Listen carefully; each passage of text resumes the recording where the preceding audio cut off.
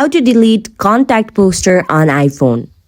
If you're struggling to find out how to do it, this video is right for you as we will show you some tips and tricks to do that. Firstly, go on your contacts. Now tap on contacts which is on your bottom middle of your screen. Tap on any contact that you want to edit.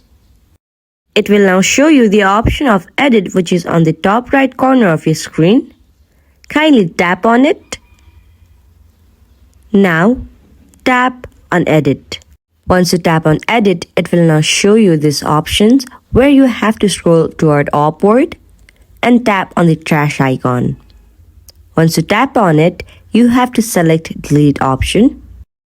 And once you do it, it will automatically delete contact poster on your iPhone. If you found my video helpful, make sure to give big thumbs up and subscribe to our channel.